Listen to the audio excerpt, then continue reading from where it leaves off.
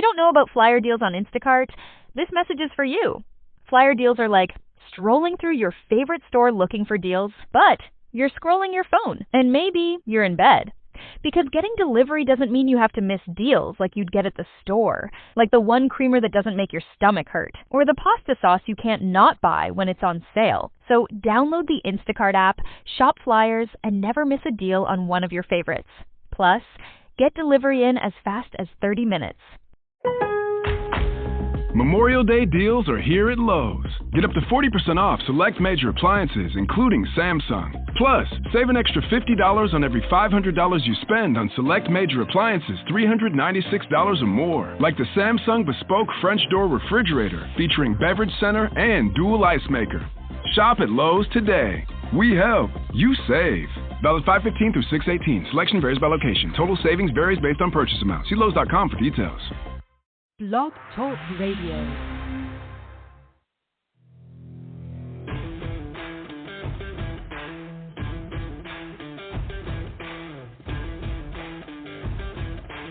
The following broadcast is brought to you by the iGolf Sports Network.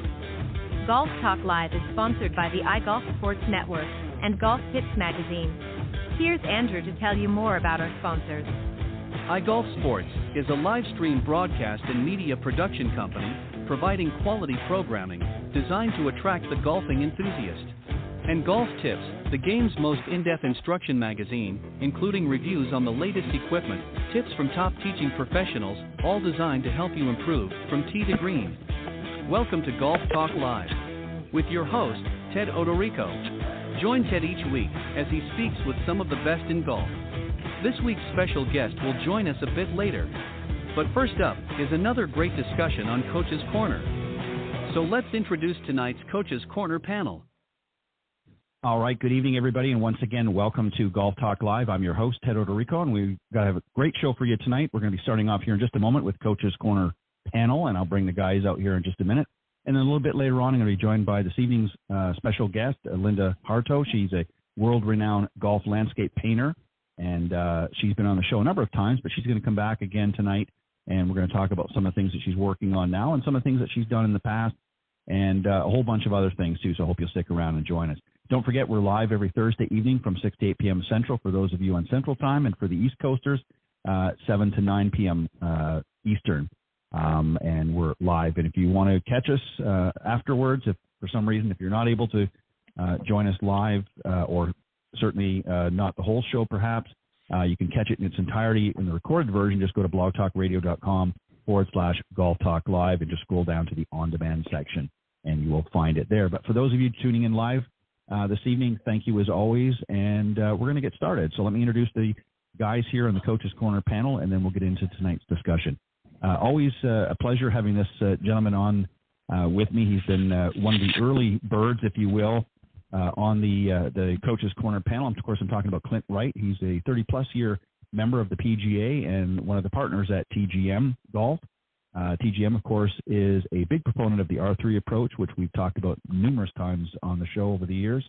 And I consider him to be certainly among one of the best covering the short game, and always a favorite guest here on Coach's Corner. And another gentleman, also like to call him a good friend as well, Brian Dobby. He's a PGA teacher professional and currently working at the Trump National in Bedminster, New Jersey, formerly at the Montclair Golf Club, where he spent 18-plus years teaching there and also winning 5 New Jersey section awards.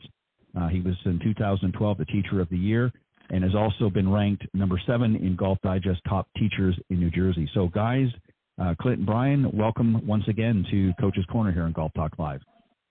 Hey, Ted. Great to be with you, Ted. Thanks for having us. Always not a pleasure. Always a pleasure to have you guys on, and I'm looking forward to tonight's discussion. So we're going to talk about a few different things here, but I'll just give you sort of a heads up on what the general flow of what we're going to talk about. So in this particular episode of Coach's Corner, we're going to discuss and provide some tips for a wide range of trouble shots that you might be faced with in golf. So we're going to talk about everything from awkward lies to even some difficult weather, some of the challenges that you might find out in the golf course, especially as we get ready to, for some of you anyway, especially up in the Northeast, you're getting ready to get out of that winter thaw. For those of you in the south, east, and southwest, of course, you've had a little bit of an advantage to keep your game up to snuff. But for those of you that are coming out of a winter hibernation, as we like to call it, here's some good tips that are going to help you hopefully get ready for a good, solid season this year. So, Brian, I'm going to start with you, if you don't mind, this time, even though I know I introduced it the other way around with Clint first. I'm going to start with you, and then, Clint, I'm going to get you to follow up. So, Brian, one of the first things I want to tackle is playing from sloping lie. So, as an example, ball might be below your feet, might be above your feet, could be a side hill, downhill, what have you. We're never going to find a perfectly flat spot on the golf course, not too often, not even on the putting surface these days.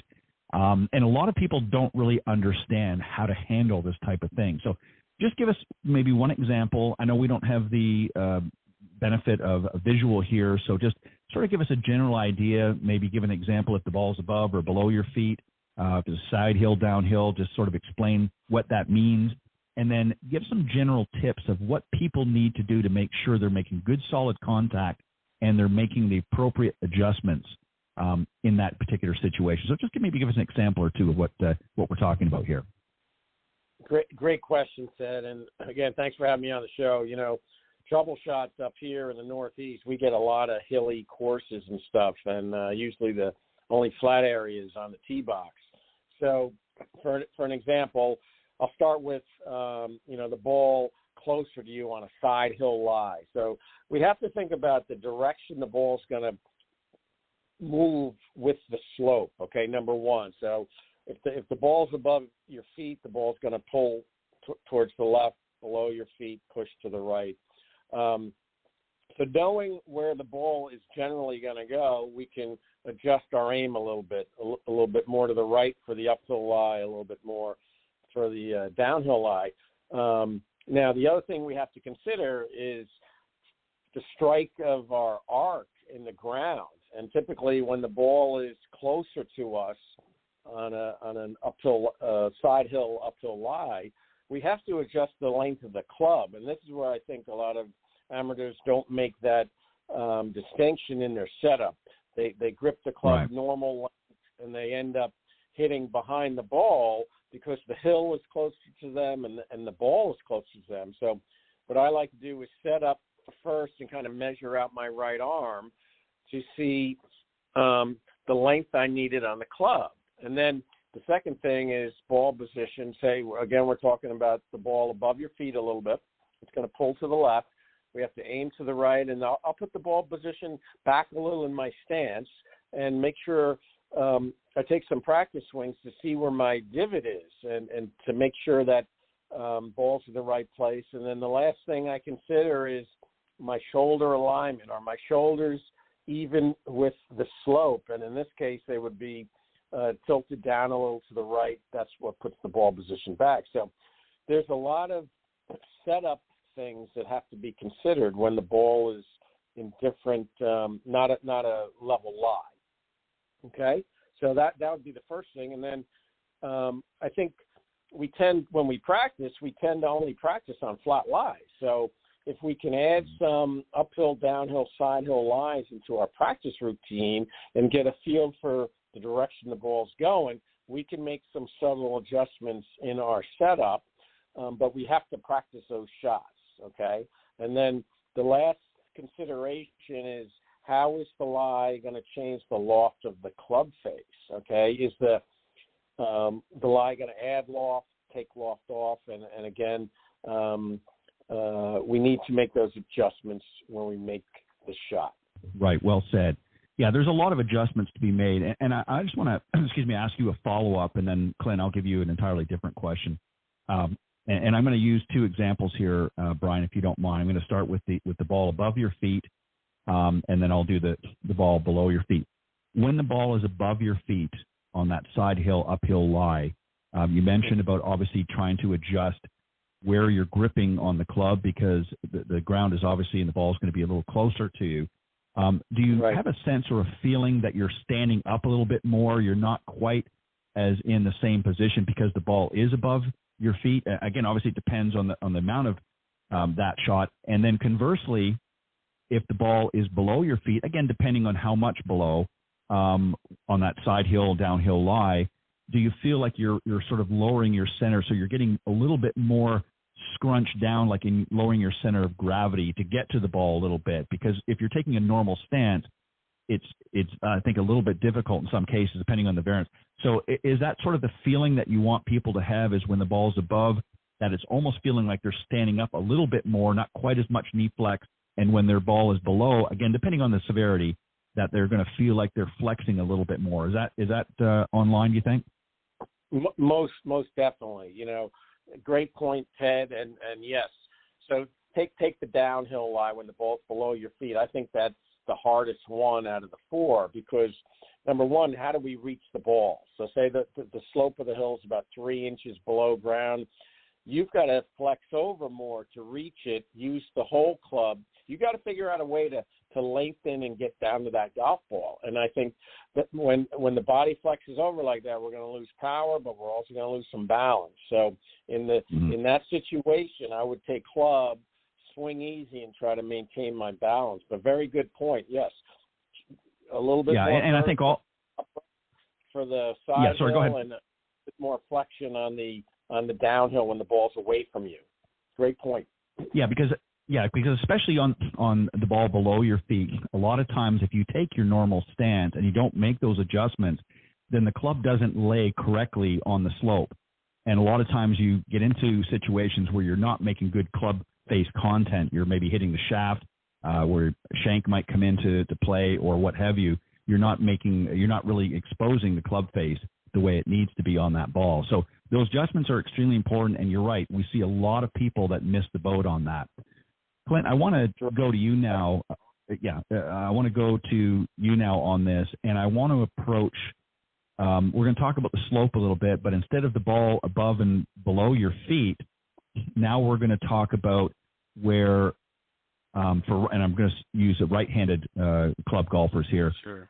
Where the ball is on the left side is higher, so you're sloping, your right leg sure. is actually lower than and then conversely the other way where your right side is higher because the ball you're hitting downhill. So talk about that. What adjustments do we need to make there? Because it's a little bit different than the ones Brian was talking about. And how do we make sure we're making good contact? And what about clubs? Do we make adjustments there as well? Well, I've always just have a rule of thumb on the uphill and downhill lies is we want to always play the ball more towards our highest foot. As you described it, if my left foot, I'm going down the hill, then my right foot's going to be higher than my left foot, so I'm going to cheat back towards my highest foot either way. Does that make sense? And so therefore there's that rule of thumb. And just to throw in what you and Brian were talking about, my rule of thumb I tell people is the ball is most likely to fly downhill. So if the ball's below your feet, it's going to fly to the right. If it's above your feet, it's going to fly to the left. And so those are just some general rules of thumb on what you're talking about. But so if I can, again, accommodate myself to the slope, it's the thing you hear a lot of people talk about. You got to get your shoulders accommodating. If you do play the ball towards your highest foot, it's obvious then that your lower side is going to drop down and the high side is going to go up. So that helps you accommodate your shoulders and hips to the slope. Now, how far back you play that obviously comes down to the severity of uphill or downhill. Okay? So you just have to, like Brian made a point, you need to practice some of these things. But unfortunately, a lot of your practice areas don't have an uphill, downhill slope area. Unless it's on the side of the tee box or something. So there's quite a few little training aids you can find out there if you really want to get into that kind of gives you some slope that you can lay down a mat or whatever to get some idea. As far as club selection is concerned, obviously if we're going uphill, we're adding loft to the club. So if I've got the ball more towards the left side going up the hill, let's just take an example, a 150-yard shot or a 130-yard shot. Again, depending on the severity, you're going to have to go up in club. You need something that's going to hit a little further because that uphill slope is going to turn your 9-iron into a pitching wedge, or right. an 8-iron into a 9. So you have to be able to understand that that's going to sling the ball higher, so therefore the ball may not go quite as far. But on a downhill slope, it's just the reverse of that. You'll find that downhill slope is going to take a little off the club at impact. So, if you got a 9-iron shot is fairly downhill, you might be able to hit a pitching wedge. The one thing that I find people have struggled with, particularly on downhills, is to understand what the square club face looks like. I see a lot of times people, when I'm playing with them, they will hit that downhill lie to the right because they don't adjust the club face to get it square to the downhill. Right. It'll always be open if you're not careful. But if it's square to that downhill, it's going to look a little bit closed. So they need to make those adjustments. So in reality, the kind of the rule of thumb, always play the ball towards your highest foot. And if you're going up the hill, you go up in club. If you're going down the hill, you go down in club. Those to me are just some real good general ideas that if you can remember, then you can make those balance adjustments and club selection a little easier. Yeah, well said. Great answers, guys.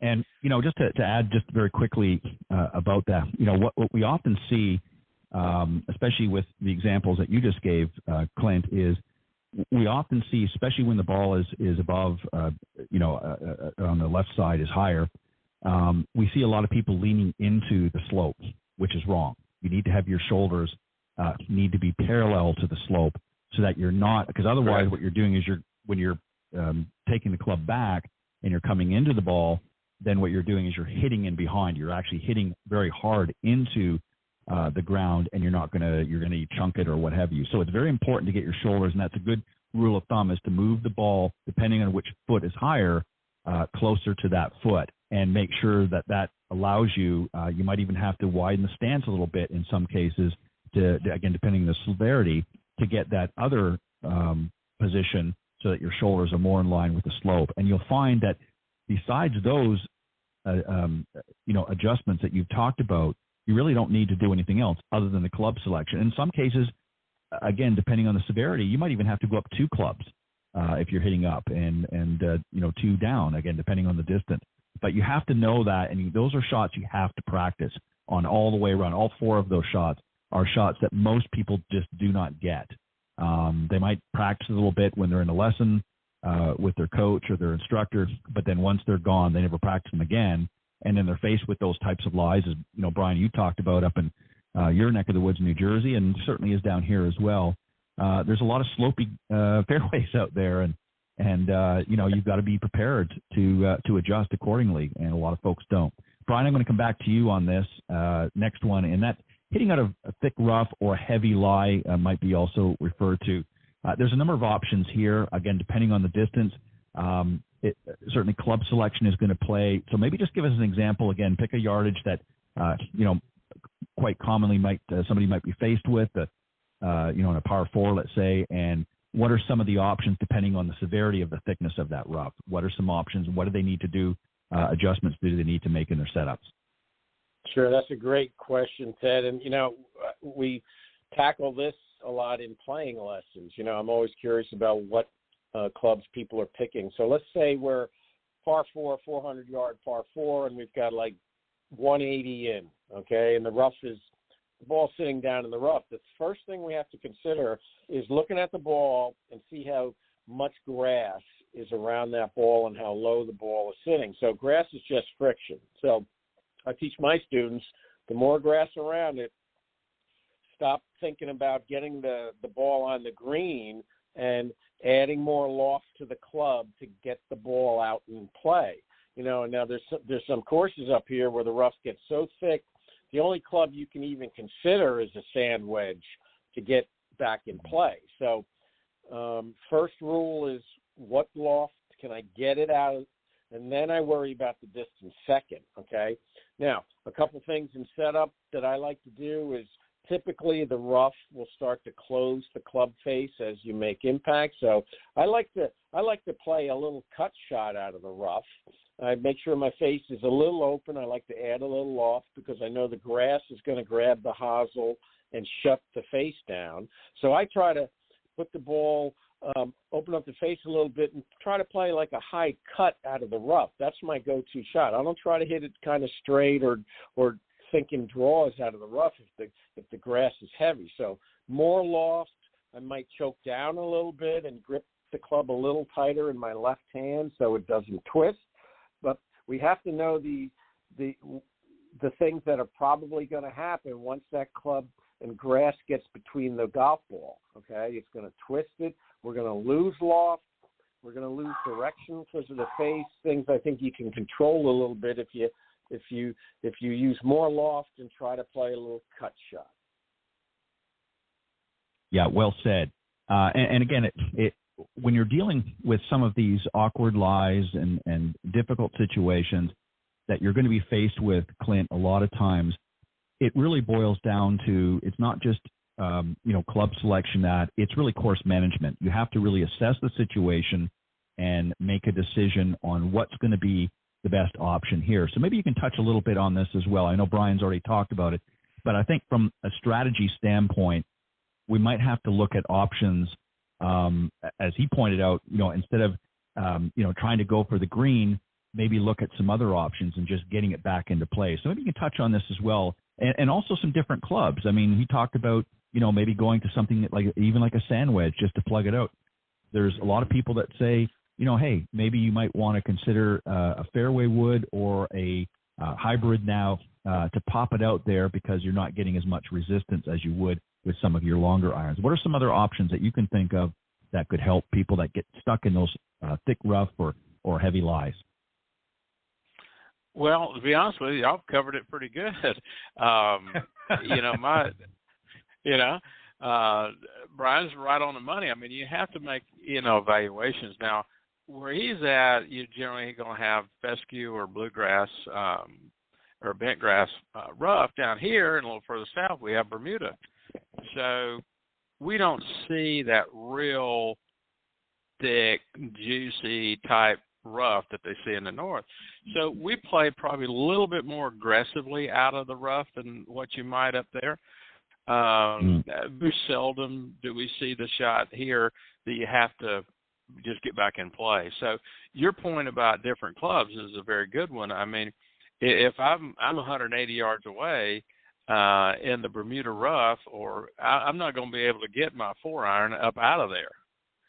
So the hybrid becomes a great option. I think most everybody today has got that hybrid club in their bag. A fairway wood is still going to come off like a 3-wood or something, still going to come off pretty low. So the whole objective is to get the ball airborne as quick as possible, to get it up and out of there. So I agree with you, Ted. I mean, the hybrid is a wonderful option to do that. But on the other side, I was always taught, don't take your wedge and putter out of play. If you just, let's say you're at your distance, range a little bit at 180, 170.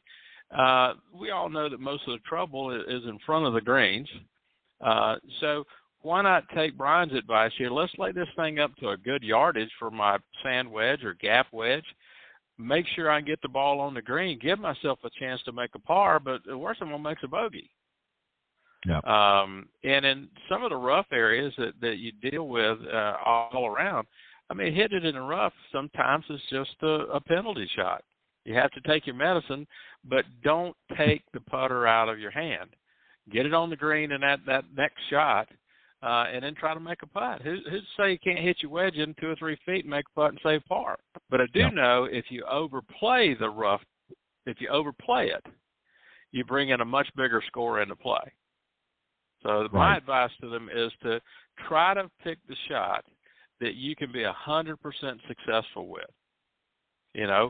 Don't overplay the shot and just give yourself a chance to make a putt for par.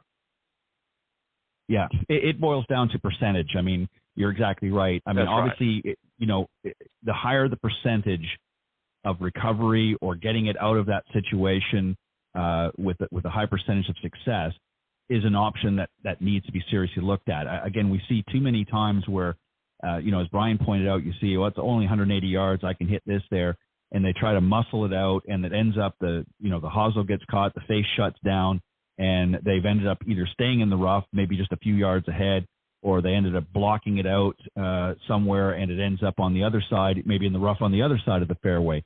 So, again, you want to, I think, assess what the situation is, what trouble lays ahead. If you've got a pond or you've got something that you've got to carry over to get to the green, then that becomes now an additional sort of, do not go sign, if you will, and should be factored in when you're making your decision. But the bottom line is you want to decide what's the best option.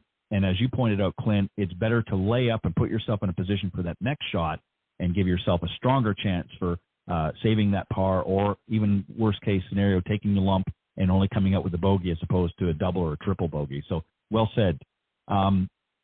Brian, I'm going to come back to you on this one. This is sort of an opposite situation where you might find yourself in a bear lie. Maybe there's a large divot that somebody's not bothered filling in or repairing.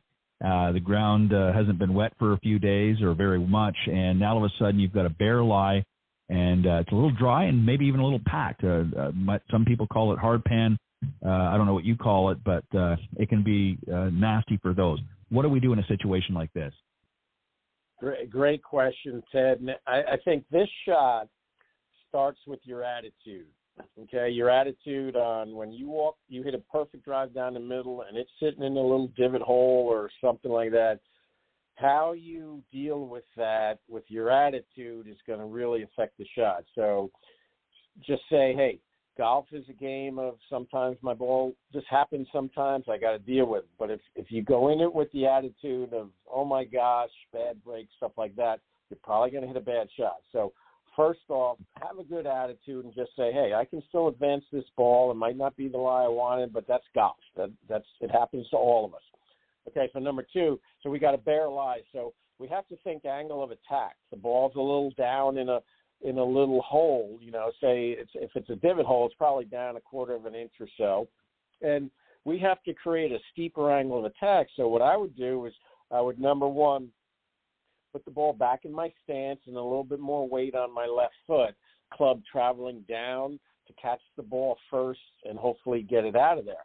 Okay, and the second thing is, whatever the distance is, we're probably not going to hit it like we do a normal lie in the fairway, all right? So we have to consider the choking down and the ball back and de-lofting the club. The ball's probably not going to go as far as usual. And again, this goes back to our last question. Maybe we need to punch it out to a certain distance where we would have a wedge in or something like that. We have to always consider, you know what, this lie is dictating what I can do, and you have to take what the golf gods give you sometimes. So those are my suggestions there, but I think the number one thing is attitude. If you have a good attitude and say, you know what, I can still get this on, you're probably going to hit a pretty good shot out of there. Yeah, I couldn't agree more. And it all also boils down, as you said, attitude, but also confidence too. I think if you're able to put yourself in a position to practice, and we'll touch on that in a little bit, but practice some of these different things that we're talking about, then that helps give you a sense of understanding, okay, this is what I've got to do. And obviously every situation is going to vary slightly. You're never going to get two exact situations, but if you get a general idea, okay, in a situation like this, here's what typically I'm going to have to do. Maybe a few fine-tune adjustments might have to happen, but generally here's how I'm going to handle this situation. And when you practice them a little bit, people always say, well, it's kind of boring, just, my practice sessions. Well, here's a great opportunity to use a little imagination, practicing in some of these situations we're talking about, making it interesting and seeing how to handle those, because you're going to be faced with them, I guarantee it, as both of you know, sure. and I do. You're going to be faced with them. Clinton, here's one that I'm going to go to you now with this one here. And there could be a variety of situations. Just maybe give us an example, one or two. You might be in the rough in this situation, or you might be in a position, depending, it's down here particularly, where you're on sitting on pine straw. You might want to do both of those. You might find yourself in the trees, in the pines a little bit, with some sort of a shot, or you might be in a situation where you've hit into the rough, left or right, and you maybe got to go around or even above or below a tree branch or something. So just give us maybe one or two examples. We're dealing with the trees is basically what I'm talking about. Just give us one or two examples of how maybe going below and maybe going above. What do we need to do in a situation like that? What are our options? And when should we decide, or what should be the deciding factor on whether we take the risk or not? Well, I think Brian made a great point about attitude. I mean, if I hit it in those situations, I mean, heck, anybody may par out of the middle of fairway with a good lie. I mean, you got it over there where you're not supposed to be. Now the challenge begins, as if you can, what you can do.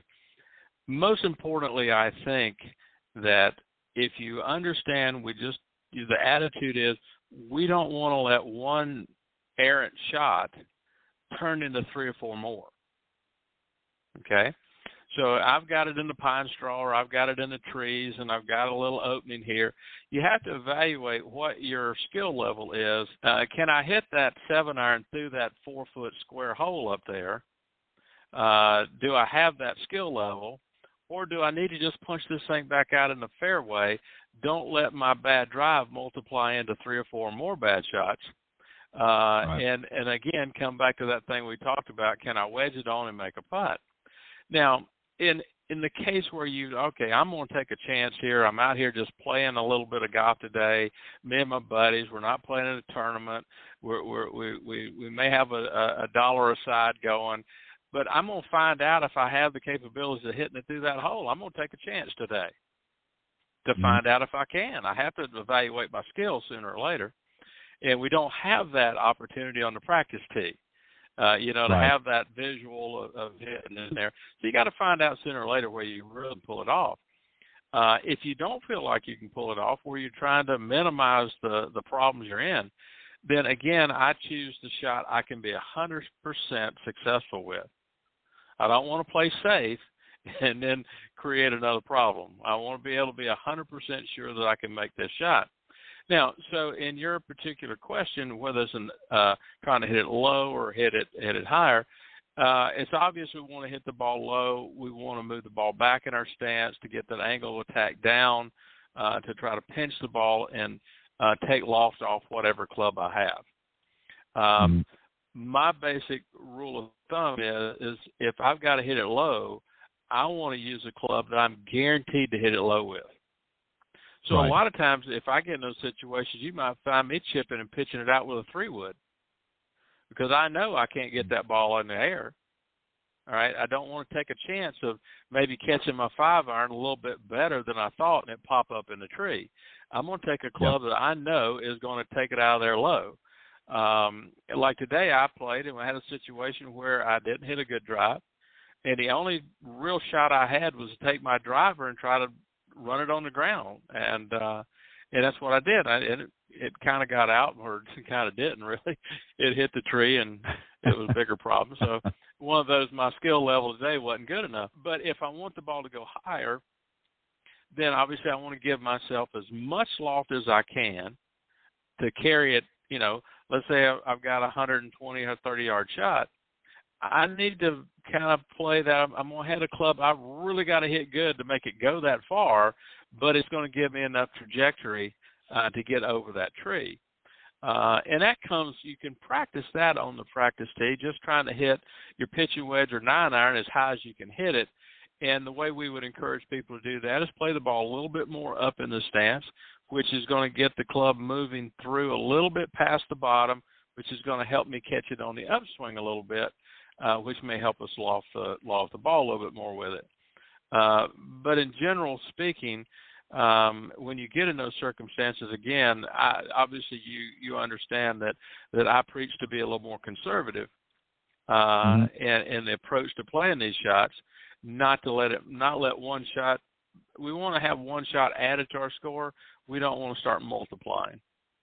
And if we're a little more conservative in those cases, I think we come out better in the end, no matter where you're at. Yeah, you've got to. I think more importantly, you have to play to your ability. Obviously, a lower handicap golfer that has taken the opportunity to practice some of these, that has developed that confidence, as we, mentioned here a moment ago, might be can be a little bit more aggressive on these, unless obviously, in a situation where a tournament's involved and you're really not looking to add those extra digits. And as you said, if you're just out with your friends and just having a fun time and it's not really, a lot of money riding on it, then you can take, as long as you're not holding people up, you can take a little bit of an aggressive route there just to see, hey, what are my abilities here? Because again, there are some situations which present a challenge to practice on the practice tee. But again, you need to play to your level. There's, we see this stuff on TV all the time. You see the pros doing stuff. And then we see these, especially these young guys out there, well, I'm going to try this and I'm going to do that. And, instead of maybe saving their par or bogey at the worst, they're now walking away with an 8 because they're clinking through the trees or, catching a branch here and there, what have you, or they're just hitting a bad shot altogether. So again, it goes back to that strategy. You have to be willing to accept what is the best option for me. Not what your other guys are doing, what's my best option, and then adjust accordingly. Brian, I'm coming back to you, and this one here deals with the bunker. Yeah, it deals with the bunkers. Not your typical bunker shot. I think most people have that handled pretty well, but there might be a situation where the ball plugs into the sand, and again, it could be a variety of different reasons. It could be just in the middle. It could be on an up or down slope. But we're dealing with where we don't have a clean shot. It's plugged in the lie somewhere, up, down, sideways, or whatever. What do we do with the plug lie? Another great question, Ted. And up here in the Northeast, we get a lot of new sand. Starting out for the season, and the ball sits in it. So what's going on here? The ball is deeper in the ground. Okay, so the first thing I consider is if the ball is an inch underground, I've got to get at least an inch and a half underneath it. Now, let's talk about the club. What's going to help me get a deeper divot, the dig of the sand wedge or the bounce of the sand wedge? I think if I use more of the dig, I can get more under the ball. So that would be one consideration. How am I going to apply the club itself to the sand? Number two, since I have to get deeper, I need a steep angle of attack. Okay, so in general, I like to put the ball further back in my stance for bunker shots. The worse the lie gets. Okay, because I have to. The worse the lie to me means I've got to get steeper and more underground. So now the third thing would be a little bit more weight left. All right, and now we have to consider sand is friction. All right. Ball is buried. I need more power coming down. Most players don't have enough power in the sand for a regular shot. You need to triple it for this. Okay, so if we're using more dig of the club, the face is probably going to be a little shut. So we have to aim a little right. The ball is going to come out hot. There's not going to be any spin on it. So our thinking is, let me just get it out of here first. I don't care about getting it close. If I do, that's a bonus. But let me dig it out of this bunker. So think angle of attack, think how to use the club properly, and think power. And again, like we've said all night, you've got to practice these shots. Put some balls in the greenside bunker, step on them, put them down a quarter of an inch, put them down a half an inch, and see how your club reacts to the sand. And with a little practice, you can figure it out. But I would try those elements to get the ball out of the bunker. Yeah, and again, these are shots that really most golfers, especially high handicap golfers, are going to be faced with, in some cases, many times throughout their round, and are practiced very, very little unless they're in a practice session with their instructor. But then, sure, as I said, it sort of goes by the wayside when they go home and the next time they go up to the range, they're not practicing for the most part a lot of the things we're talking about. So this is why I want to bring them up. Clint, I want to talk about bunkers for just another second, but I'm going to give you a little bit different twist. Brian talked about when it's plugged in.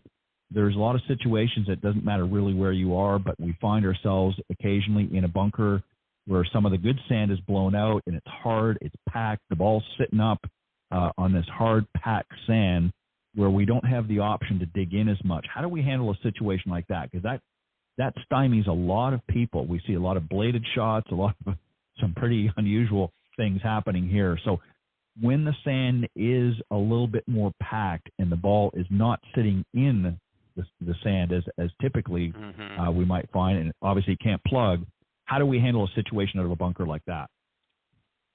Well, the way I would handle it is very similar to what Brian just described.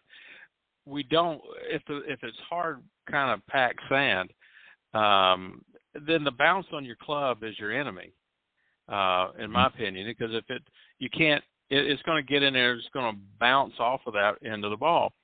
So I've always, now just personally, when I get in those situations, I want to take not my, let's say a 60 degree that's got full, 12-degree bounce. That's what I normally use in the bunker.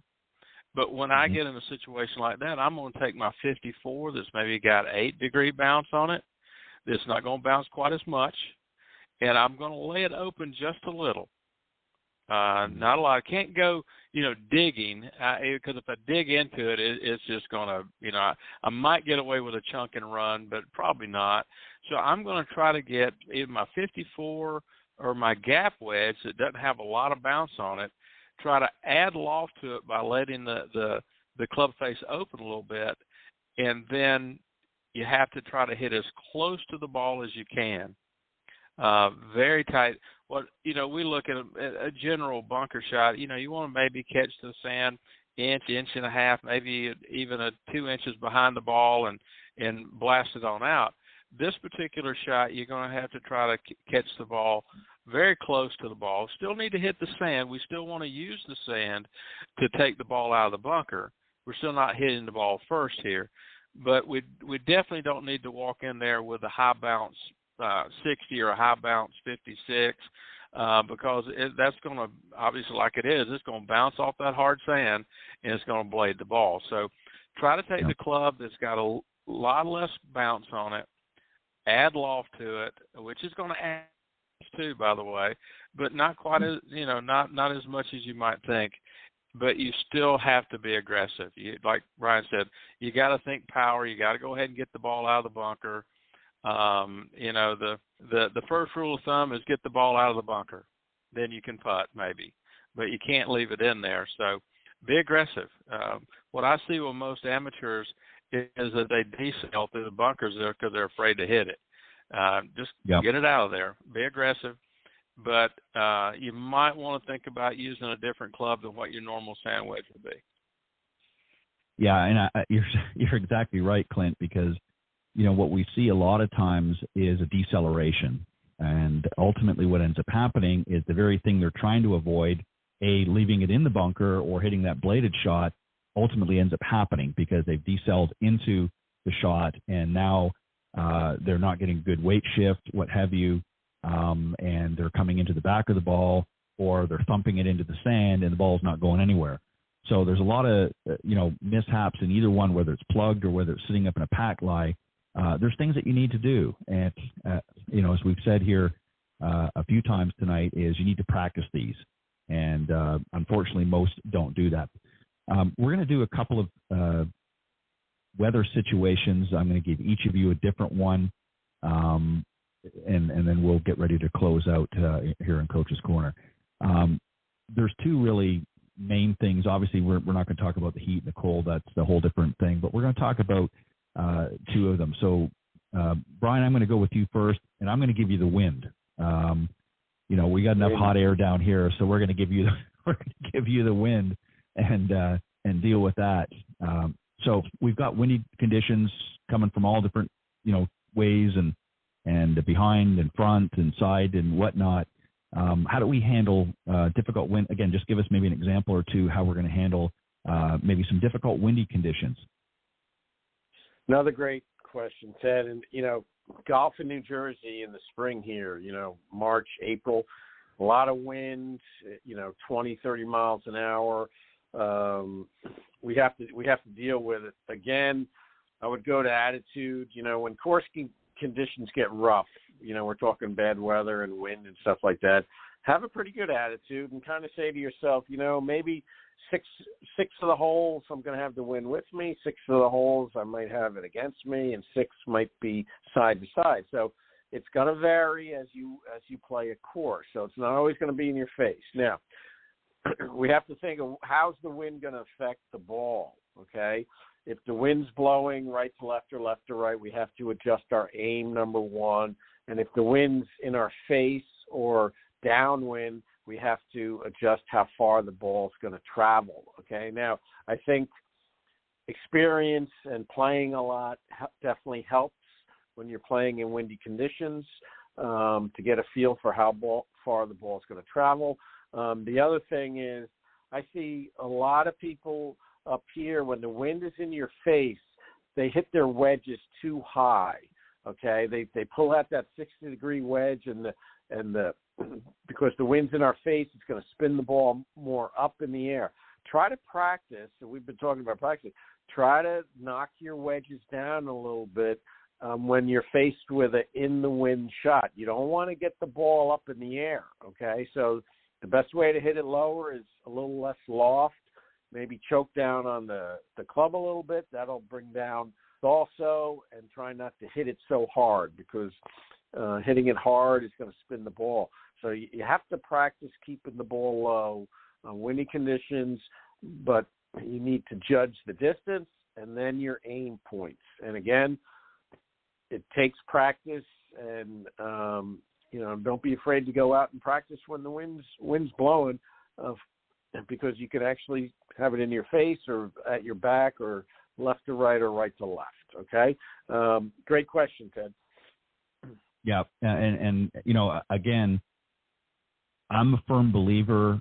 I think that sometimes you have to create scenarios or take advantage of situations. Obviously, when the weather is really bad, you don't want to be out there, or you end up like Lee Trevino and get hit with lightning or something. But, if you got a little wind gusting up there, and that, Clint, that's why I'm coming to you. We're going to talk about when it gets a little bit wet. And obviously there's some situations when it's really bad. I don't expect people to go out there and practice in a downpour. But even, after a good rain, like we've had here in the last couple of weeks, you get some pretty wet conditions. Or if you're playing in, obviously that's going to affect the ball flight, distances, things, and, your adjustment. So talk about some of the things there when you're playing maybe in, rain, when you're in the environment, what we're doing, if there's changes that need to be made, maybe, again, give an example, and or after maybe a good rain, again, there might be some situations that you want to take note of and make some adjustments accordingly. So talk about that when we're dealing with the wet weather. How do we deal with some of that? Well, as far as like if I'm playing in a little light drizzle or whatever, that's one thing, but playing in a downpour is another. We try to avoid those. I mean, the best advice I can give you if it's raining real hard is grab your umbrella and try to stay dry and see if it'll pass through a little bit if you have that luxury. But the thing of it is, I mean, obviously if it's raining hard, the rain is going to affect the ball flight. It's going to knock the ball. Obviously, it's impacting it from top to bottom, so it eventually will knock the ball down if it's raining very hard. So obviously, you'd have to maybe play a little bit more golf club and try to move the ball is with as much force and velocity through that rain as you could. So that would be more of, I think, a little extra club and hit a knockdown. Just try to really hit that stinger. To help it to work through that.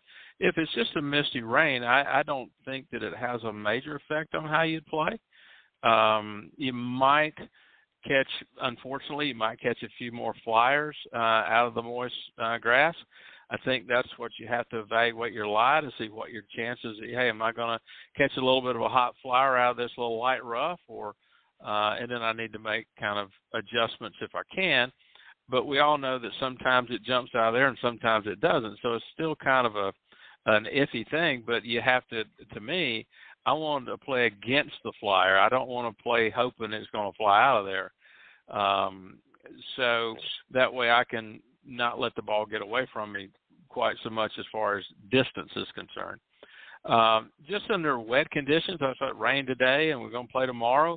If it's soggy, depending on where you're playing. I mean, you know, down in Northwest Florida and here we have kind of sandy soil is not that big of a deal. You get more up in the north where it's a little bit more loamy soil. It may be more cushiony. So you'd have to really pay attention to your balance and your footwork, which is obviously always important. But when the ground's a little soggy and moving, it becomes even more important. So I might want to get just a hair bit better stance, maybe not quite as wide. I won't be able to get my feet working easily. I don't want to have to struggle, and if I get my stance out too wide, then I may have a little hard time getting turned, having to use more force, which I might slip. So I'm going to bring my feet a little closer together, makes that body turn just a little easier, and just be able to take more club, give yourself a chance to get it up there without having to try to max out your body turn and lose your balance and slip. So those are, you know, some general things to think about.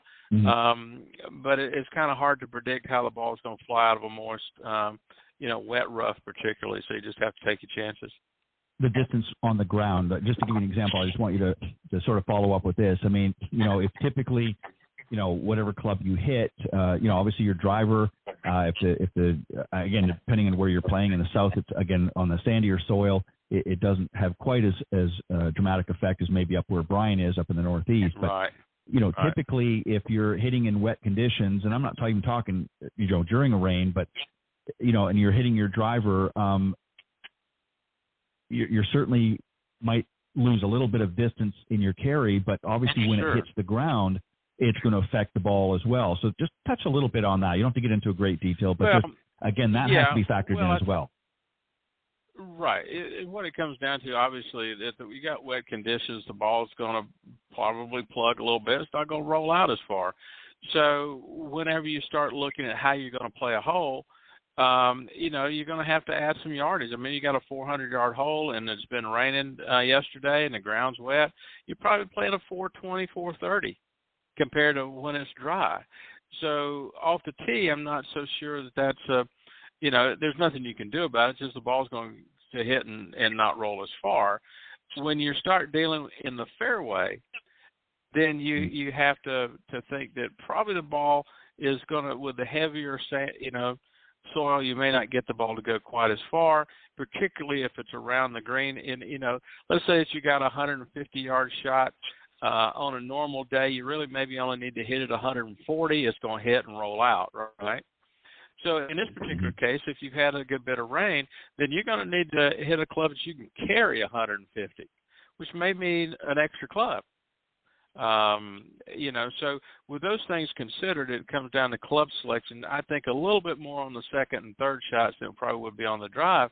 But remember that whenever you got that 150-yard shot on a firm, fast green, you may not need to hit it that far. That comes back to your normal club selection, but make those adjustments when the greens are softer because of the rain. You don't want to leave it 30 foot short of the hole. You hit a really good shot and it comes up short because it just didn't roll out. You want to take that extra club and carry it on the true total distance to the flagstick if it's that moist, for sure. Yeah, and I think you can be a little bit, again, within reason, bearing in some of the things that you mentioned here. I think you can afford, especially when you're going for, going for the green, you can be a little bit more aggressive with your approach because, again, you're not going to get that roll. It's not going to, roll off the back, likely in most cases. So you can be a little bit more aggressive going at the flag, assuming you don't have other obstacles there. But if it's an open green and the flag's in a good spot, you can tend to try to aim and get a distance that's going to get you a little bit closer because you're not going to get that extra roll that you typically would in dry conditions. So great discussion, guys. I think we hit all the, as they say, the sweet spots. And I think although it's, we always say it's good to build up your repertoire of different shot techniques and different situations, but I think you'll have certainly more success if you build them on top of solid fundamentals. And I think that holds true in every aspect of the game.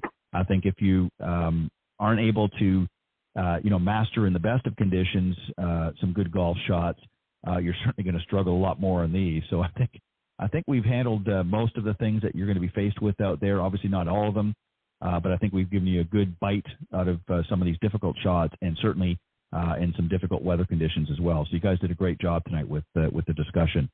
As always, I'm going to give you an opportunity to let the folks know if they want to reach out, and if there's anything particular that you want to plug, any upcoming events or anything of that nature, or if you're going to be visiting an area and you're offering your services outside of your normal, please feel free to do so. Brian, you can go ahead first, then Clint. Sure. Thanks, number one, Ted, for having me on the phone, on the call. And Clint, it's always great to collaborate with you.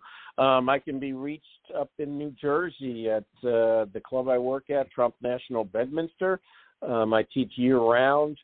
My cell number is 908-531-3637.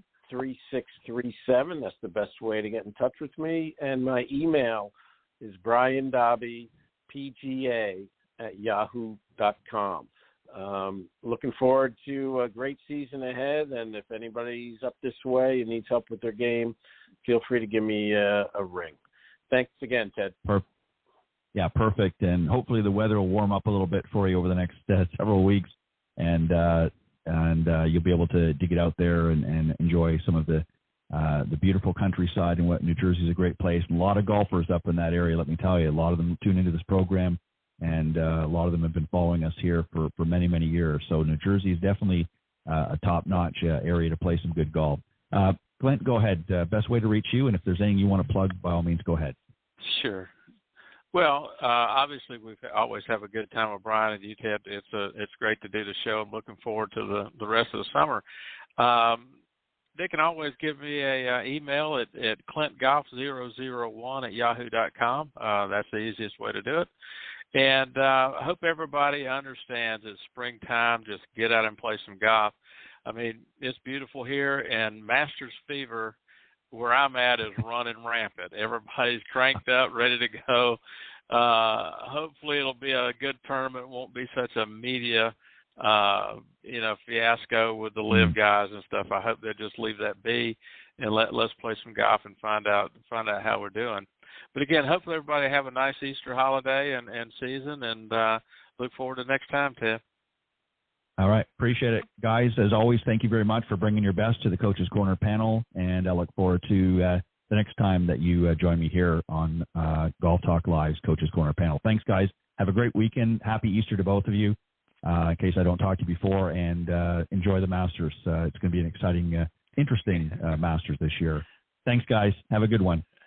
Yeah. Thanks so much. Good night, guys. All right, bye. Good night. That was Brian Dobby and Clint Wright joining me on the Coach's Corner panel, as I mentioned.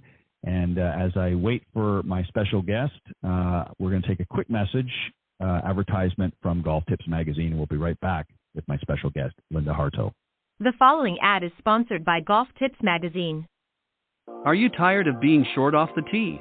And what about those 3 putts? Forget about it. It's time you got serious about your game. Golf Tips, the most in-depth magazine in the industry. For over 30 years, Golf Tips has delivered expert content such as the latest golf instruction from America's top pros, simple-to-follow practice and game improvement drills, fitness and mental game tips, equipment, training aids, accessory and apparel reviews, golf destinations and travel tips for every budget, and so much more. Don't miss a single issue. Go to golftipsmag.com and subscribe today. All right, welcome back. We just wrapped up Coach's Corner, and now I'm on to this evening's special guest, who I'm looking forward to. She's been on a number of times over the last several years. Of course, I'm talking about the world-renowned golf landscape painter, Linda Hartough. She's displayed her work's permanent collections of such legendary clubs as Augusta National, Laurel Valley, Pinehurst, and Pine Valley. In some personal collections of such golf notables as Jack Nicklaus, Ray Floyd, and Reese Jones, and in several museums as well, including the USGA's museum in Far Hills, New Jersey, and the Morris Museum of Art in Augusta, Georgia. We're going to talk about all of that and more. And she was also inducted in 2017 into the Low Country Golf Hall of Fame and has been honored with the Golf Digest Lifetime Achievement Award. Please welcome my very special guest. Welcome her back, actually, Linda Hartough. Hi, good evening, Linda. Ted. Hi. How are you? Great to be with you. Looking Well, forward to next week, like everyone else. Yeah, it's gonna be interesting. So what I thought we would do, I know we've talked many times on air, and but what I want to do is I want to ask you this question first, and we'll talk about the Masters and talk about some of the great work that you've done, through the Masters and the course at Augusta National. But what I want to do is I want to ask you this question. You obviously are an extremely accomplished artist, painter, and there's so many beautiful things that you could paint out there. What was it about golf art particularly that you found most interesting? Why did you choose that? I mean, you may privately do other things, I don't know, but you've obviously built a lifetime career. What was it about golf art that really caught your eye and decided this is what I want to do? Well, at the time when I first did my first golf painting, which was at Augusta, by the way, I was painting a variety of subjects, really. I was doing landscapes, portraits, equine portraits and subjects. So I was used to doing a whole lot of different subjects, and mostly I love landscape. So when I was asked to do the 13th hole at Augusta, it was like not a big change. It was beautiful landscape. Right. But the unique thing about it was that it wasn't like the kind of landscape I had done in the past, which is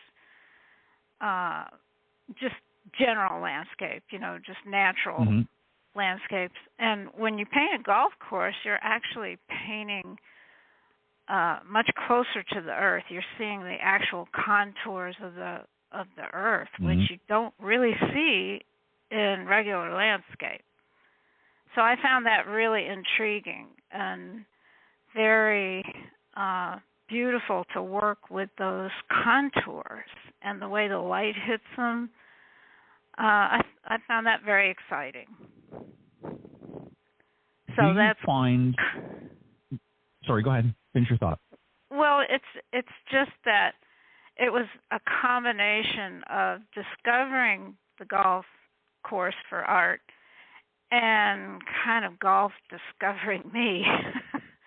I mean, they encouraged me to keep doing it, so I was like, okay, this is great. I like this. I'll do it. Well, when you certainly create some masterpieces like you have, and people that have played this game or have been around golf for even a little bit of time really do appreciate the beauty of a golf course. I mean, it's very, by those that don't play it, I think it's very underrated. They don't understand because they've never really been out there. And I always say to people that have never played before, go to, it doesn't have to be Augusta National, obviously, and you'd be lucky if you can get on there, but go to, if you're at a resort or something visiting and they've got a golf course, when appropriate, you don't want to be walking out when somebody's hitting shots, but, go and just look at the golf course and just observe really the beauty of it, because it's very, very interesting when you think of some of the architecture that's been into it. So my next question I want to follow up with is, so you obviously made a decision to do that. Do you find when you're selecting something, I mean, obviously you're being commissioned to do all of your work in that, but do you prefer something like a hole, let's say, that has, when I say busy, that has a lot going on in it, or do you prefer something that's more simple where you can see more of the contour? In other words, what I'm getting at is, if you're painting a hole and there's a lot of scrub, there's a lot of trees, bushes in the back, whatever you want to call it, or do you prefer something that's a more open landscape but has a lot of contour? Do you have a preference in what you paint? That's a hard question. Because I approach every course and differently as far as which hole am I going to paint at that course, and it has to sum up a whole lot of different things, not just maybe grade composition or all those things, different elements that could be there, but I have to also take into account to what makes that course memorable. You know, what are its characteristics, its character, and incorporate that into the selection. So, and also, what does the player think? You know, what is his most memorable hole? Mm-hmm. So all of those things come into play when I decide on a hole. And sometimes that's a difficult decision. Right.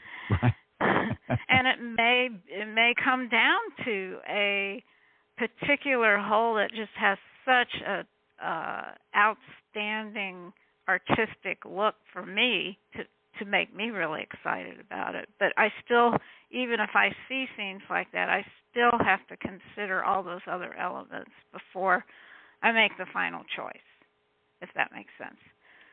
Do you have a personal preference, though? Like, and it's not a matter of, you know, I prefer necessarily to paint this, but what is it when you're looking at a hole? What example? Give us an example of what kind of excites you more. Like, say, I'm really excited about doing this, and you don't have to name names or anything like that. I'm not looking for you to, to step on anybody's toes. But I'm just saying an example. Like, do you prefer like 13? Like I say, there's Augusta. Is that the type of landscaping you really enjoy painting, as opposed to, say St. Andrews, where it's much more open and you're looking at fescue, as opposed to, wooded and azaleas and all that kind of stuff? Do you have a personal preference? Again, it's a combination of everything that makes it. Then they're all different. I mean, landscape is different at every course. The lighting is probably the most important element in my paintings. If I have to find that right lighting, I don't care what hole I'm doing or what, I have to find the right lighting, because that's paramount to me. And that could make a difference on which hole sometimes. At St. Andrews, of course, it becomes really difficult because the way the sun sets and rises, there's a lot of angles that are just not great. So I like to go at a different time of year where the angle of the sun is better for that. There's more contrast. If it's total, like say when you're playing golf midday, let's say, it's the whole course is much flatter. You don't see contours.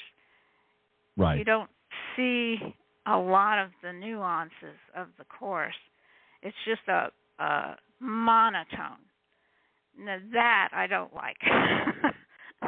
Right. So I am looking for that excitement in the composition and the lighting, and that's what I'm looking for. Yeah. Well, I can assure you, Linda, that you might not see it midday on the golf course, but as a golfer, I can assure you, you certainly feel those contours when you're walking the golf course. But that's what makes it fun and challenging. Well, sometimes I take pictures. I'll take photographs of it in midday because I can get a clearer idea of what maybe let's say how you would play that hole. Right. Shadows sometimes disturb what you're seeing. So it almost plays tricks on your eyes a little bit, right? Because you're seeing the shadow affects the contours and the depth perception and that. So I could see that. I'll take pictures of it at all times of day, just so I'm really clear on how it lays out, how it works. What are some of the holes? With the Masters coming up, obviously everybody is excited about that, and there's been obviously some beautiful photos over the years that we've seen of Augusta National. What were some of your favorite holes that you portrayed? I know there's a lot of them. I know, but just pick a few. I have to say, just 13. Pick a few. I think 13 is one. I've actually painted it 6 times. So, wow. It is just a spectacular hole. I mean, it's just hard to beat. In fact, I'm featuring it on the homepage on our website right now and looking at it. It's just such an amazing hole, and the bloom on it, the azaleas, the dogwoods, is just so stunning. The 12th hole, of course, the 11th. I love the combination of looking down 11 and 12 behind it. You can't beat that one either. And 16. I like some of the earlier holes, or like the front 9, but they're not as well known. And no. Even if I liked them, they didn't particularly want them because they weren't maybe as popular. They weren't the ones people wanted to buy. The prints. They wanted Amen Corner is what basically sure. they want. Well, everyone does. And that, named appropriately. Unfortunately, those are the ones that sell the most. So since I was doing these for Augusta for sale, making prints for sale, then obviously if I wanted to sell them, I had to do what people want, which was right. Okay with of me. Course. Well, yes, of course. And obviously, they're so recognizable from people watching over the years, and then they see that, and it brings back now, which is interesting because I know that you get not just feedback from those that you're painting from, but because you've done, as you said, 6 times you've done 13 and whatnot, and you've done many others at Augusta National. What's 24. some of the feedback? Right. What's some of the feedback? Not so much for who you're doing it for. I mean, obviously they're very happy, or you wouldn't keep coming back all the time. But what's been some of the feedback from people outside of that arena that see your work? Because it brings a lot of. I mean, I know people that are emotional when the Masters comes on, and they're just very emotional because it brings back so much, very fond memories of earlier times and their favorite players over the years. I know when I saw Nicholas growing up and playing at the Masters, and Arnie and that. What's been some of the response when people see your work and it brings that touches, that resonates, that emotional? That's got to be something very special for you to hear. Maybe you can give us an example. Yeah, it really is. I mean, people so appreciate it, and I really work at it to get that feeling that you get there. When you're at Augusta, it's kind of this otherworldly, glowing green place that I've never seen anywhere else. And the elevation of the course is something that most people aren't aware of until they're actually there. The TV doesn't give you that feeling. So I try to capture that in those paintings. I just try to capture those serene, beautiful moments there. I don't put people in them because I think that people like to have their own feeling about it, and they can put themselves in the picture rather than if someone else is in it. It becomes kind of a narrative. It's part of a story, and I like to have the person that looks at this painting be able to put himself there and experience what I'm trying to convey to him, how magical that place is, for instance. I mean, it's hard to get that, but I'm very familiar with Augusta. I've been photographing it for 38 years. So tell us about tell us about your Masters experience. I mean, I know you've been to as you said, for many years, Nat. I've watched it change tell us so about much. Tell us about your experience. The first Masters I went to was 1985. I had done my first painting in 84, and we made prints, and I helped sell them at the Masters. And that was my first time. I had never printed my work before. So that was a unique experience. And at that time, they didn't have all that big merchandising area. They had just the main pro shop. That was it. And they had a few little, almost like huts out on the course where they were selling different little things. But it was just so, compared to what it is now, it's very primitive in one way. Right. As far as merchandising. So I've seen it change over the years. It's quite amazing. You know, they moved major trees and changed parking lots and moved things around that you would never think could be moved. Yeah. It's amazing what they can do. I know. Mm-hmm. What's your favorite memory of the Masters? What's and obviously, I mean, we see lots of things when we're watching on TV, but you've been there numerous times. What's your favorite memory from the Masters? Well, I think just the camaraderie between all of us that worked there the whole week, for one thing. I mean, we all got to be good friends. We hung out together. And then at the end, you know, when the players turned on the back 9, the course was empty. So, I mean, the merchandise tents were empty. So we all gathered in the offices upstairs and watched it. And, you know, they had all the snacks and drinks and everything there. And that was fun. We would watch the whole ending of the tournament there. That was great. A lot of people have said in their conversation, this is why I'm asking you this, have said that there's a certain energy when you're at the Masters. I mean, obviously, you know, TV can't do it justice, but a lot of people have said, you know, when I was at the Masters, there was just something about it that just literally caused chills to run up your spine, is some of the explanation. Is just, did you ever have that sense of feeling when you're, I mean, it's just, I mean, sure. You know, there's 1,001 golf tournaments that go around the world, but so many people describe their experience at Augusta National and the Masters differently than they do anywhere else. You know, whether it's a U.S. Open or what, and I'm not trying to take away from the other events because they're certainly, you know, very prestigious as well. But there's just something about the Masters. What is it? Well, why do you think that is? For one thing, there's no other tournament much that goes to the same place every year forever.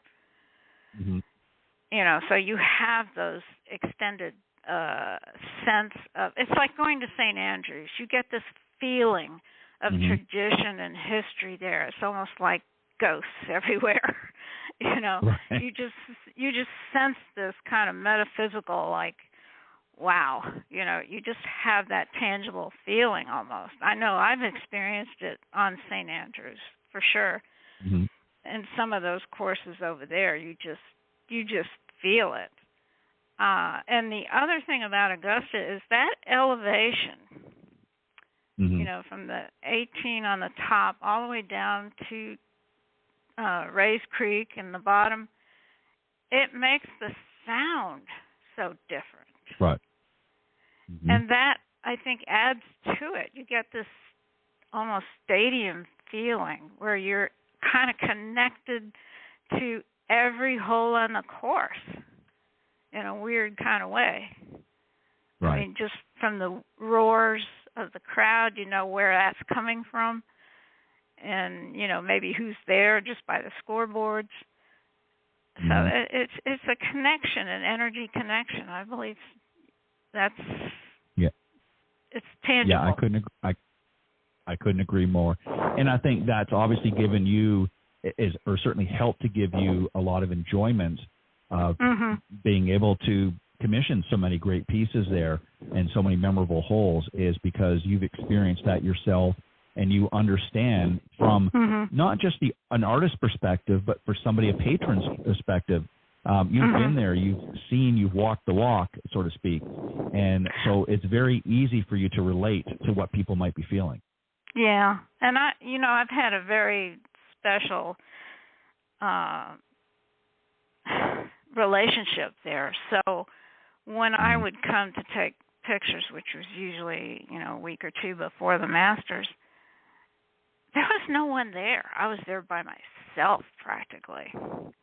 And that's kind of, when you think about it, just being there with the course by yourself, that's kind of special.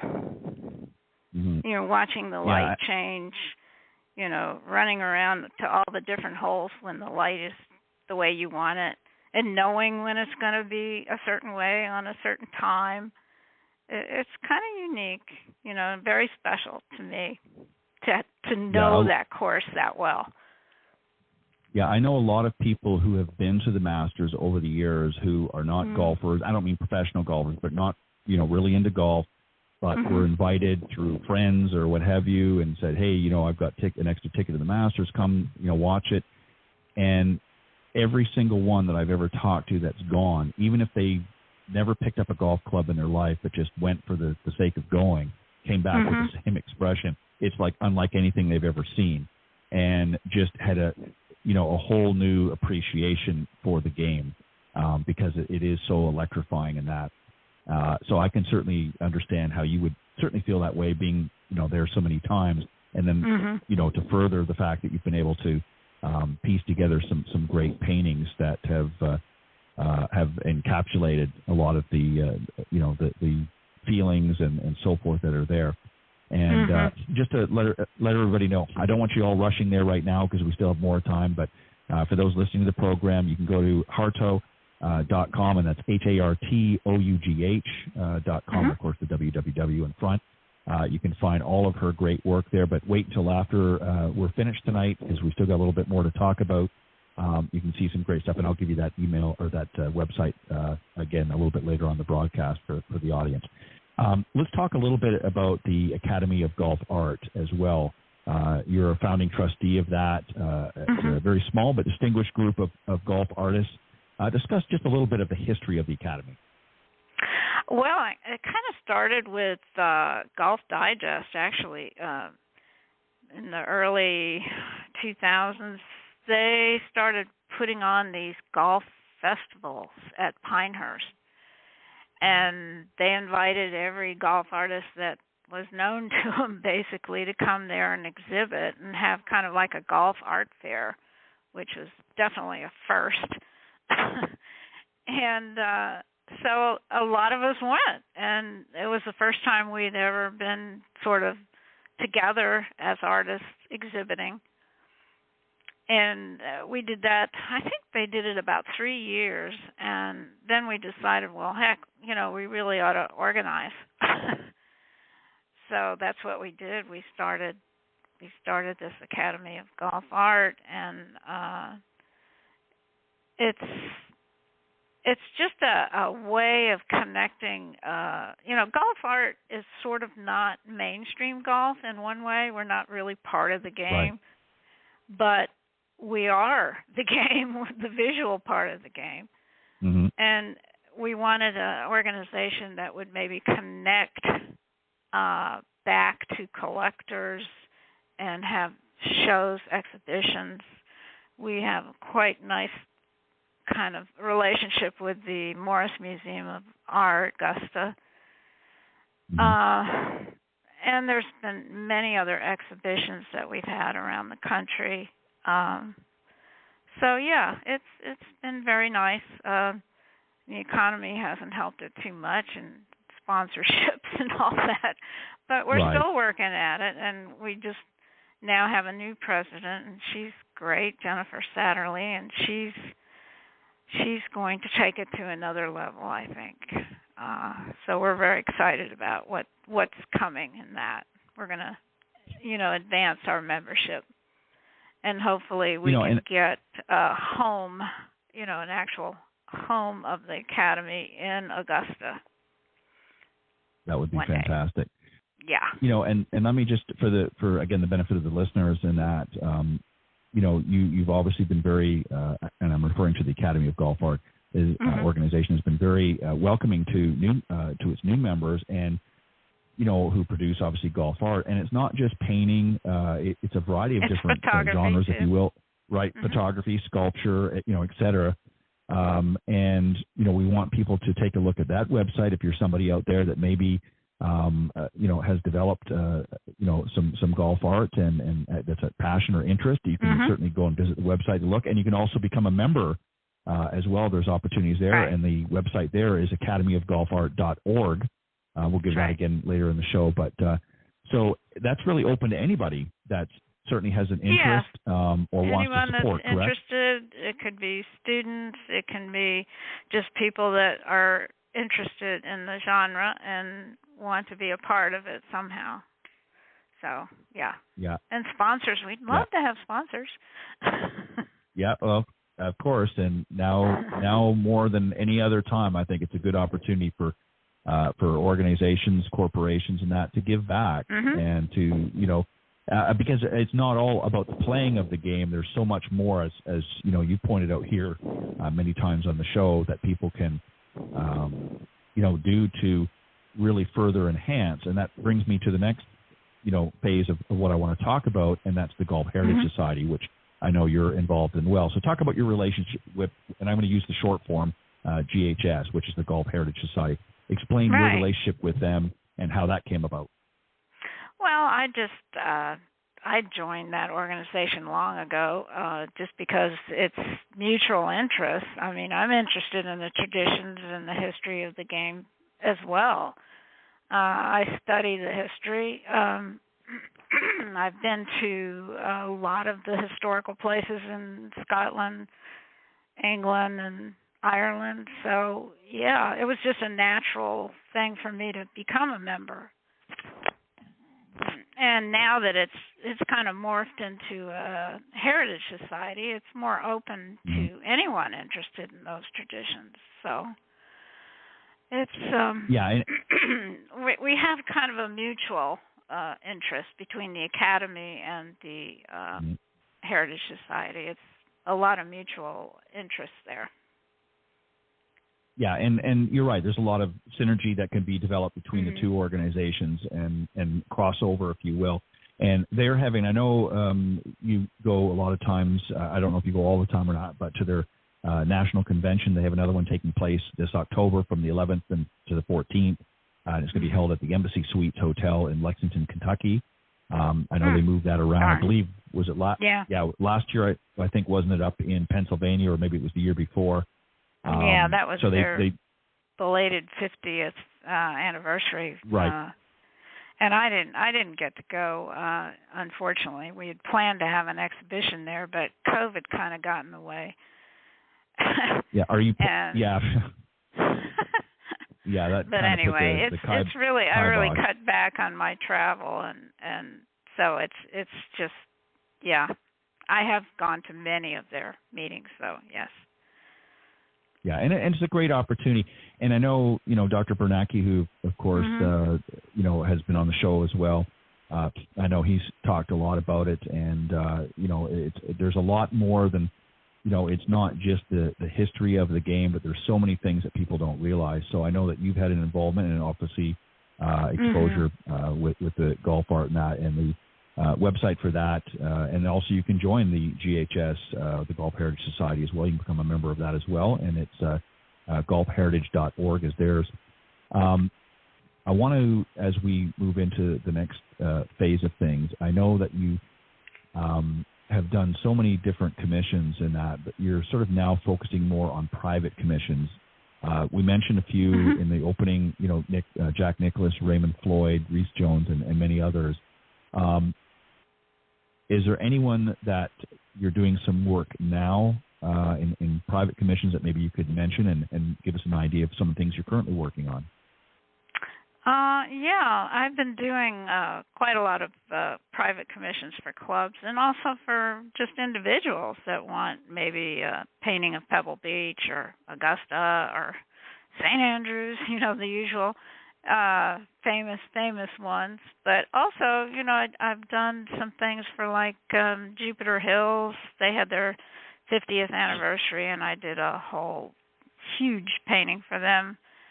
And Prince and for their celebrations, and I did the Western Amateur for Glenview. I did painting and prints for them, and then I have some upcoming things, maybe one in Ireland, and a few of the more famous courses that I'm painting just for individuals. So, but it keeps me busy. Oh yeah. Oh well, I can imagine. I mean, I really stopped doing tournament work in about 2014. I had done 25 consecutive U.S. Opens and worked in the merchandise tent there. I worked at Augusta every year in the merchandise.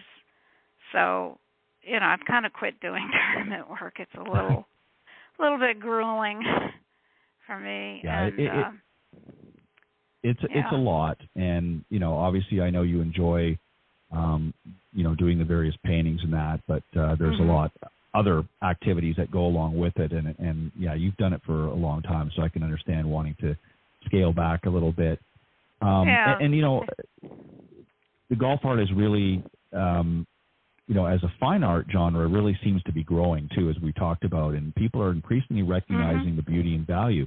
It's not, as you pointed out earlier, it's not really as mainstream art as what people might think, but it's gaining in popularity, especially as more and more people are being drawn to the game that have never been there before. They're seeing it, and they're saying, wow, there's something really here. So I'm sure you're seeing a bit of an uptick in interest from that standpoint, too. Would that be correct? Well, that was one of the reasons we formed that academy, was really to encourage other artists. Maybe they're doing other subjects, but they love golf too, but they don't have a place or an opportunity to actually exhibit that work. And that was the idea, one of the main ideas of the academy, and that we would have an annual show where those people could show some pretty major pieces of work. It could be sculpture, it could be, major paintings by well-known artists that you would never think would paint golf. It's amazing. Excuse me. It's amazing who might come out of the woodwork if you offered the venue. Like say, if we could get to a point where we did something like maybe like Cowboy Artists, that's a major, huge event. And to have something like that maybe during the Masters every year or every other year would be just huge, I think. That's my vision anyway. Yep. No, listen, it's a good vision. I think there's so many opportunities for growth in this area that really hasn't. I mean, there's certainly, it's come a long way, as you mentioned, from when you first started out. And it continues to grow, but as you're seeing more, newer generations coming through, being introduced to the game, and looking at it from even a little bit different perspective, I want to ask you just a couple more things. Sure. One being, and just sort of a when I say brief, I mean just because I know there's a lot involved, but just so that people maybe tuning in for the first time that have never had the opportunity to hear you before. Give us just a quick rundown of what goes through when somebody commissions you to say, and you can use anything as an example, but let's say, the 13th hole. What's the process that you go through from start to finish? Just sort of a general overview. It's not just a matter of you plunk down a canvas and you start painting. There's a process, some steps that you take. Right. Yeah, and I mean, you've shared that with us before, but just for those that may be new listeners to the program, just give us a general overview of what the process is from start to finish that you go through, so people get an understanding. Yeah, sure. Well, first of all, I like to go to the course, and if it's a course I've never been to, or even one that I have, I like to see the whole course, and then you kind of narrow it down to certain areas where you want to photograph. And then you have to just kind of live with those areas. I mean, get up at dawn every day and spend your day at the course and wait for the sun to set and kind of live with that hole. And you're watching the light. How's the light hit it? And, of course, also before that, you want to make sure you're going at a right time of year as well. I mean, you don't want to go to Augusta in the fall. I learned that a long time ago. But, people just aren't interested. But the season makes a difference. And when I'm going to, if I go to Scotland, I have to schedule at least 2 weeks, and at least 1 week per course because of the changing weather. Right. And I mean, there's just so many factors you have to factor in to get what you need. And sometimes I don't get what I need, and I'll go back. I'll go back multiple times. And even at Augusta, even though every painting is supposedly April, I would go in December and photograph because the angle of the light was different, and I liked it better. Mm-hmm. And since I had all the reference of all the stuff in bloom, I just add that, Mm-hmm. But there were certain holes that I would just, the lighting, I just couldn't get the lighting. I just had to go at a different time of year just to get the light. Same at St. Andrews. Multiple places I had to go back to. Yeah, but I try to go at I try to go at the optimal time, knowing ahead of time maybe what hole I'm doing. Yeah, and sometimes weather doesn't cooperate as well. I mean, you might get in situations where weather's and I can guarantee you that's happened many times over the years, especially not just at Augusta, but obviously at St. Andrews and that you're going to, and Europe particularly, you're going to have some situations where the weather just doesn't cooperate, so you might have to go back. Give us there were times that I would, I'd watch all the tournaments too. So if I saw it was a really dry year in Scotland, say, where everything was, there was no rough and no natural vegetation, I wouldn't go. Well, it was dry. I mean, some people may love brown courses, but I'm sorry. I want the course to be at its optimal. That's just me. I know it's great to have a brown course for some people, but not for me. I think the majority of people would like to see some vibrant color and well, I know.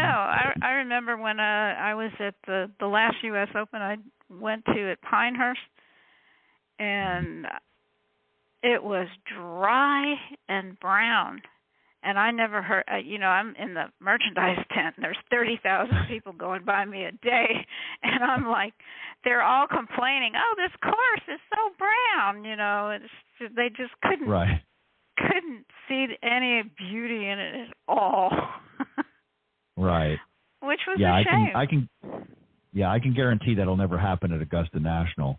Right. With what they go through to prepare that. I mean, it's always, beautiful all the time. Sometimes it blooms too early, though. Right. Yeah, and that I can certainly see can happen. But so what is, and again, you don't have to be specific, but what was the shortest period of time from start to finish, like time-wise? Oh, like that's true. that you've ever done, and what was the longest? No, that's okay. What was the longest time that you've had a project? So on 2 projects, what was the shortest project you ever had, and that time-wise that you were able to get everything that you needed to do, and what was the longest one? So to date. Okay, the shortest one was one I did for a place in Nevada, and the painting was 9 by 12 inches. So that didn't take too long. No. couple of brush strokes. Right. That was about a month's worth, believe it or not, even for that. And then the longest one, I think, was probably, again, the 13th hole at Augusta. That was way over 6 months. And the painting was 33 by 78 inches. And it sits behind the bar in the men's grill and the clubhouse.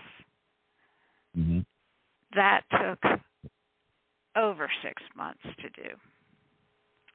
The larger it is, the longer it takes. Right, and that's also, too, there's a lot of detail in that particular painting, too. Yes. So all those trees. I mean, right. Well, huge that's trees. Linda, that's why I asked you earlier if you prefer, a more robust picture like that. With, I mean, obviously, as an artist and a painter, you want to have that experience. But there's got to be, I'm sure, sometimes when you thought, boy, I just want something a little easier to paint, not so many trees. Yeah, just to give me a break one of these times. Well, that's true. Sometimes, in fact, when I would go to my printer and there was all this other artwork around while I'm working on my prints, and mine is sitting there, and it's this neon green, and it shows up among all the others like a bright light because I'm working in these unbelievable colors that you don't see in nature every day. Mm-hmm. So, sometimes I get burned out on green. I want to do something that's has a more rough. I love doing Scottish paintings and Irish and all that because there's mountains and there's all kinds of other stuff that makes it really you want to have a break from doing one. I don't ever want to paint one course all the time. No. It's you want diversity. Great to be able to do the diversity and have, I mean, even if it's a great sky, I mean, that's exciting. I did one of, what is it, can't think, next to Pebble Beach there, Spanish, not Spanish. Yeah, Spyglass? Yeah, Spyglass. No, I did the third hole at Spyglass. And it was just this stunning sky coming at you in a 20-mile-an-hour wind off the ocean. It was incredible. But I captured that in that painting. It was so exciting to do that. Mm-hmm. Yeah, and I could understand that from your perspective that you would want that diversity. I mean, again, there's a lot of beauty in painting many of the images that you've done over the years, but again, you want something a little bit different. Is there, and you've done so many, so I'm sure it's probably hard, but I'm sure there's some that obviously you haven't. Is there a golf hole or a golf course that you have not done yet that you'd like to? Maybe somebody's listening. I mean, I'm sure there's many, but one particular, is the one that stands out? I mean, I'm sure there's a lot, but I mean, is there one or two that stand out and say, I've never done this, I would really love, so if somebody's listening, give me a call kind of thing, or visit me, give me an example or two of something that you would love to do that you haven't done yet. I think a Cypress Point for one. And then there's some Western courses, that have a lot of mountains and things. I haven't done that many in the West. And before I started painting golf, I had done a lot of Western scenes. So I loved the desert and, the mountains and stuff. And there's some great courses out there. Just haven't done one. I did one at Stone Mountain, I think, in Arizona, Tucson. But that's the only one I've done like that. So anything out west would be wonderful. Yeah, like Colorado has some beautiful courses that are, and I know Jack Nicklaus has one up in around, I think, Banff in Canada. Oh, yeah. Yeah, that's a beauty. I think it's called Nicholas Norris or something like that, where you're really into a lot of other landscape. It's not just the beauty of the golf course, but the scenery that goes around with the mountains and the sky and whatnot. That would be something that would be on your bucket list, I guess, of things to do. Yes, absolutely. One of my favorites that I have done was Royal County Down. I mean, that one had everything in it, too, mountains and sea, and that was a beautiful, one of my favorites. And there's so many great Irish courses yet, and Scottish. They're everywhere. They're great everywhere. Right. Australia, I've never been there. And New Zealand has some stunners too that I've seen, and even there's some beautiful courses, for sure, all over the place. And what's interesting about them is they're uniquely different. People say, well, it's a golf course, but it's not. When you go to the different areas, I mean, even within the United States, if you go the southeast to the northwest, to the, southwest to the northeast, there's a lot of diversity. I mean, yes, there might be 18 holes and some similar shapes to the holes, but they're so different because the grasses are different, the landscape is different, the backdrop is different. So you see a lot of diversity even just within America, but then you go over to Europe, again, it's a whole different viewpoint there, to other areas as well. So, it's interesting. What I want to do before we wrap up is just to let the folks know. I'm going to just give the other two websites real quick again. If you're been listening to the show and you have some interest in becoming a member or joining the Golf Heritage Society, you can visit their website at www.golfheritage.org, and they'll be happy to sign you up there. And there's a lot of great information there. If you're somebody that's really interested in the history of the game, that's a great place to go. And if you're somebody that's interested in golf arts, not just necessarily that you produce golf art, but maybe you're just interested, you can go to the Academy of Golf Arts website, which is academyofgolfart.org, and you can join there as well and become a member. Lots of great things to find there. And if you're definitely an artist who, whether you paint or produce sculptures or even photography, you can become a member there as well and contribute and exchange and share some great ideas at the AGA as well. And then finally, most importantly, you can check out Linda's great work. She has a lot of print and obviously paintings that you can see and obviously can certainly purchase. And her website is hartough.com, and it's www.hartough.com.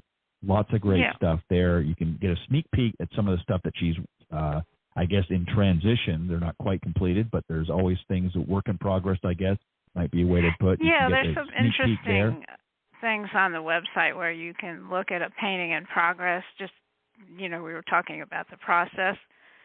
And you can see, I take pictures as I paint it. You can just kind of see how I do that.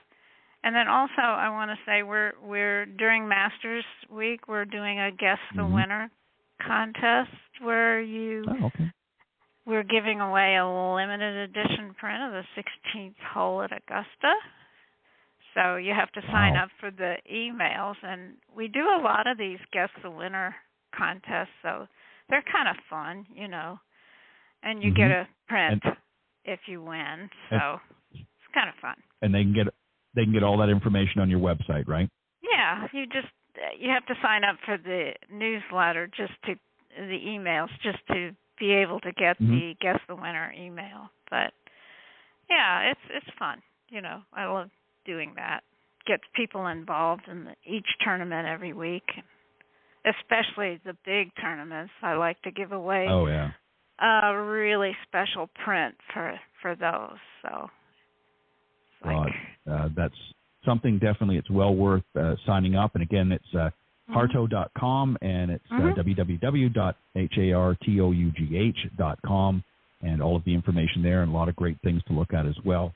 Now, are you going to be going to the Masters this year, or are you just going to watch it? I am going to watch it. That was one thing about working there. You didn't get to watch much. So it's really a treat to be able to watch it.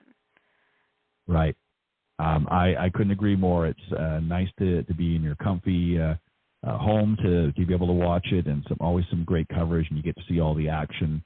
And your feet don't get as sore either from having to walk around. You aren't kidding. Yeah. So I'm with you on that one. And for those that might have been listening that maybe somebody at some of the courses or some of the areas that we talked about, Linda just might be up for a private commission and produce something at some of these areas that we talked about just a few moments ago. So, again, you can reach out through her website as well. So Linda, as always, it's a pleasure. I thoroughly enjoy. I hope you enjoyed yourself tonight. I certainly did. I always learn something new when you come on. And much continues. Your questions are so good. They really stretch my brain, that's for sure. Well, they stretch mine too pleasure. sometimes. They stretch mine too as well. Linda, it's always a pleasure, and always love to have you come back. You're welcome back anytime. And much continued success, and keep doing the great work that you do. And I will, once we end this segment, I will give out the websites and that one more time before I close off the program. But thank you very much, Linda. You have a great, enjoy the Masters. I will. Thank you very much. Take care. All right. You too. Bye-bye. Bye. All right. That was world-renowned golf landscape painter, Linda Hartough. And again, the websites I gave out earlier for the Golf Heritage Society. If you go to www.golfheritage.org, you can certainly become a member of the Golf Heritage Society, and a lot of great information there. All of the stuff that you need is on the website. And just a quick reminder, their national convention, the GHS National Convention, is taking place October 11th to 14th in 2023 at the Embassy Suites Hotel in Lexington, Kentucky. So if you want to head out that way, if you're going to be in that way, whether you're vacationing or in the area, you can certainly check out. They have a lot of things going on as well, but they'll be listed on their website. So again, you can visit that. And as I mentioned, whether you're an artist or not, if you want to learn more about golf art, you can certainly join, but you can very least go to the website. academyofgolfart.org is their website, and lots of good information there for young aspiring artists, or for those of you that may be producing some golf art for many years and just want an opportunity to share with some like-minded people.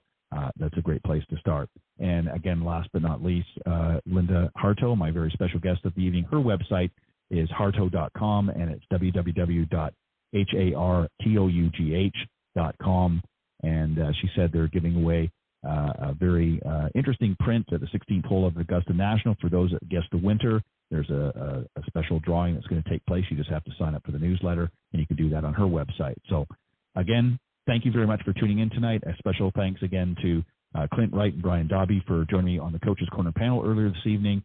And also, again, a special thank you to Linda Hartough for joining me here as my special guest. I'll see you next week right here on Golf Talk Live with another great panel and another great guest. I hope you join me. Bye-bye. Thanks for joining us. We hope you enjoyed this week's broadcast of Golf Talk Live. We'd like to thank this week's Coach's Corner panel, and a special thank you to tonight's guest. Remember to join Ted every Thursday from 6 to 8 p.m. Central on Golf Talk Live. And be sure to follow Ted on Facebook, Twitter, and Instagram. If you're interested in being a guest on Golf Talk Live, send Ted an email at ted.golftalklive@gmail.com. This has been a production of the iGolf Sports Network.